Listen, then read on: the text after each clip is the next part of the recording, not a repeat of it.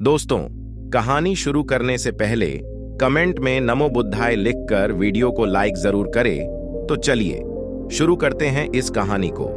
एक बार की बात है, गौतम बुद्ध अपने शिष्यों के साथ एक गांव से दूर किसी बड़े नगर की तरफ जा रहे थे।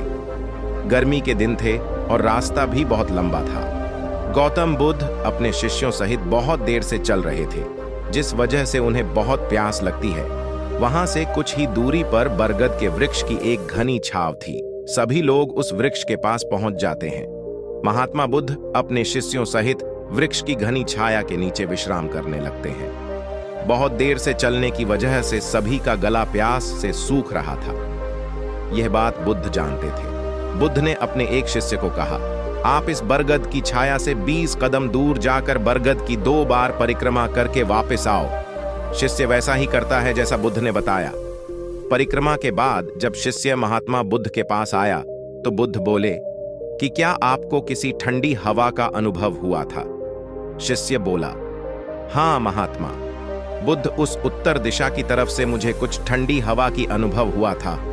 शिष्य की यह बात सुन महात्मा बुद्ध शिष्य से तुरंत बोले कि उसी दिशा में चले जाओ जरूर, वहां से कुछ ही दूर पर एक तालाब अवश्य मिलेगा, उस तालाब से सबके लिए पानी ले आओ।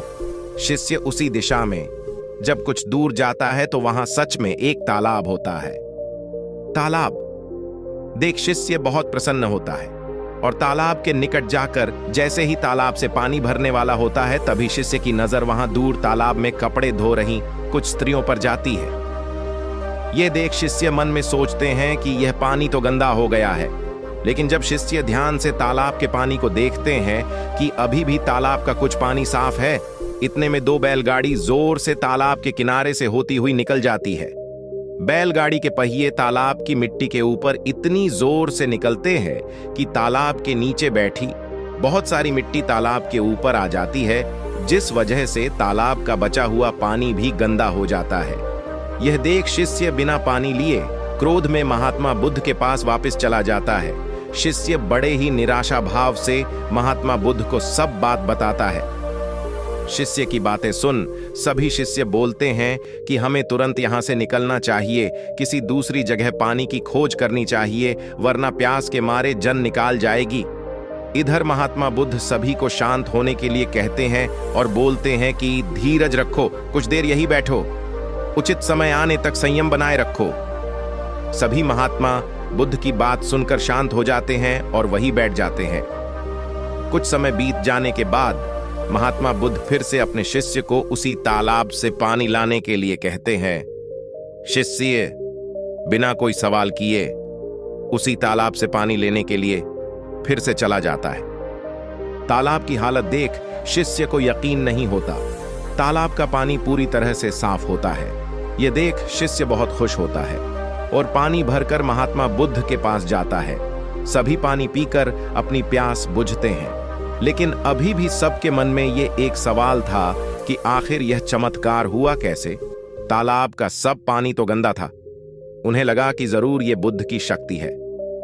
इनमें एक शिष्य ने यह सवाल महात्मा बुद्ध से पूछ ही लिया कि यह चमत्कार आपने कैसे किया?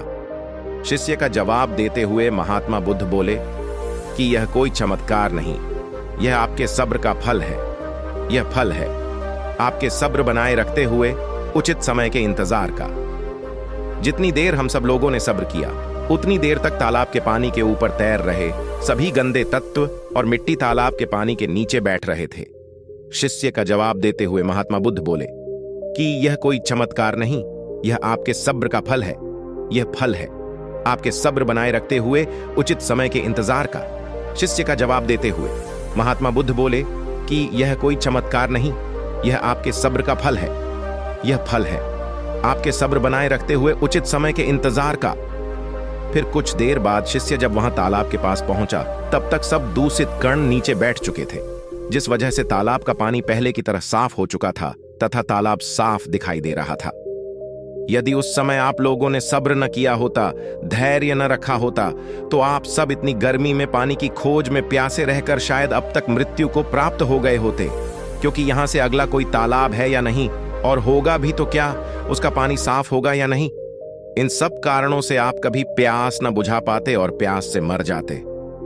फिर इतना बोलने के बाद महात्मा बुद्ध शिष्यों को एक सीख देते हुए कहते हैं कि जैसी स्थिति हम लोगों के समक्ष आज आई है, वैसी ही स्थिति और मुश्किल दौर जिंदगी के हर मोड़ पर आएंगे। तब उस समय भी आपको ऐसे ही संयम बनाए रखना होगा और अपने विवेक से काम लेते हुए ही आपको एक उचित फैसले के साथ सही नतीजे पर पहुंचना होगा। हर मुश्किल दौर में सब्र रखते हुए ऐसे ही शांत मन से ही कोई फैसला लेना चाहिए जिसका आपके और दूसरों के लिए अच्छा हो, क्योंकि ऐसी स्थितियों में लोग अक्सर गुस्से में आकर अपना सब्र खो देते हैं और गुस्से तथा जल्दबाजी में गलत काम और फैसला कर बैठते हैं, जिसका बुरा परिणाम उनको भविष्य में देखने को मिलता है, जिसमें खुद का नुकसान अधिक होता है। कुछ परिस्थितियां जीवन में ऐसी होती हैं जहां हमें सब्र बनाए रखते हुए उचित समय का इंतजार करना होता है, लेकिन लोग अक्सर यहीं पर अपना सब्र खो देते हैं और उचित समय आने का इंतजार नहीं करते, जिस वजह से उनको आगे चलकर दुख और मुश्किलों का सामना करना पड़ता है। हमरे द्वारा लिया गया आज का फैसला हमरे आने वाले कल की खुशी और दुख को निश्चित करता है। जब महात्मा बुद्ध ने अपने शिष्यों को वहां तालाब के पास बैठाया, वह ने उन्हें यह सिखाने का प्रयास किया कि सब्र और सहिष्णुता के साथ जीवन को कैसे जीना चाहिए। एक दिन एक शिष्य ने उनसे पूछा, महाराज, हमने सब्र का महत्व तो समझा, लेकिन सही समय का इंतजार कैसे करें? कभी कभी लगता है कि सही समय आने में बहुत समय लगता है। महात्मा बुद्ध ने मुस्कुराते हुए कहा, बेटा, सही समय का इंतजार करना भी एक सब्र का हिस्सा है। सब्र का अर्थ यह नहीं कि हमें सब कुछ सहना चाहिए, बल्कि यह कि हमें उचित समय पर उचित क्रिया करनी चाहिए। उन्होंने आगे कहा, तुमने तो देखा कैसे तालाब का पानी साफ हो गया, लेकिन सबसे पहले हमें तालाब के पास पहुंचना पड़ा। उसी तरह जीवन में सही समय आने पर हमें तैयार रहना चाहिए, और जब सही समय आता है तो हमें उचित क्रिया करना चाहिए। शिष्य ने समझा कि सही समय पर क्रिया करना ही सब्र का हिस्सा है। उसने अपने जीवन में सब्र और सहिष्णुता के साथ उचित समय का समय करना अपनाया, और उसने देखा कि इससे उसकी जीवन में सकारात्मक परिणाम हो रहे थे। इस कहानी से हमें यह सीखने को मिलता है कि सब्र और सहिष्णुता के साथ उचित समय का इंतजार करना जीवन को सरल और सुखद बना सकता है। शिक्षाएं और आत्मनिर्भरता की कहानी जारी रखते हुए वहां बैठे हुए महात्मा बुद्ध ने अपने शिष्यों को एक और महत्वपूर्ण सीख सिखाई। महात्मा बुद्ध ने एक छोटे से पौधे को देखते हुए कहा, इस पौधे की तरह हमें अपने जीवन को बढ़ाने के लिए आत्मनिर्भर बनना चाहिए। जैसे यह पौधा अपना पानी खुद प्राप्त करके बढ़ता है, हमें भी अपने शक्तियों को सही तरीके से उपयोग करना सीखना चाहिए। शिष्यों ने इस सीख को ध्यान से सुना और उनमें एक युवक नामक राजीव ने इस सीख को अपने जीवन में लागू करने का निर्णय लिया। राजीव ने अपने गांव में एक नदी के किनारे छोटा सा खेत लिया और वहां खेती करना शुरू किया। वह नदी से पानी लेकर खेत में चलाए गए कुएं से पानी को सिंचाता और उसे सुनिश्चित करता कि उसकी पौधों को कभी प्यास नहीं लगती। वह अपनी मेहनत और आत्मनिर्भरता के साथ खेती में सफलता प्राप्त करने लगा। उसने अपनी उपज को बाजार में बेचकर अच्छा मुनाफा कमाया और अपने परिवार को सुख शांति से जीने का साधन किया। वह शिक्षाओं के साथ अपने साथी शिष्यों को भी यह सिखाता रहा कि आत्मनिर्भरता और मेहनत से ही सफलता मिलती है। उसकी इस क्रिया ने गांव को एक नए सोच का सामर्थ्य दिया और लोगों में उत्साह बढ़ाया। राजीव की उपलब्धियों ने साबित किया कि अगर कोई व्यक्ति सही दिशा में मेहनत करे और आत्मनिर्भर बने रहे तो उसे किसी भी मुश्किल का सामना करने में सफलता मिलती है। उसने दिखाया कि छोटे क्षेत्र में भी बड़ी बातें की जा सकती हैं और एक व्यक्ति किसी भी परिस्थिति में अपने आत्मविश्वास को बनाए रख सकता है। महात्मा बुद्ध और उनके शिष्यों की यह अनुपम कहानी सच्चाई और सब्र की महत्वपूर्णता को प्रतिष्ठानित करती है। वे एक अद्वितीय शिक्षा से युक्त थे जिसने अपने अनुयायियों को जीवन के महत्वपूर्ण सीख दिखाई। बुद्ध ने अपने शिष्यों को दिखाया कि जीवन की हर स्थिति में सब्र और समर्पण से ही सही निर्णय हो सकता है। उनकी सीख ने बताया कि जब जीवन की दुर्घटनाओं का सामना करते हैं तो हमें धैर्यपूर्वक इंतजार करना चाहिए।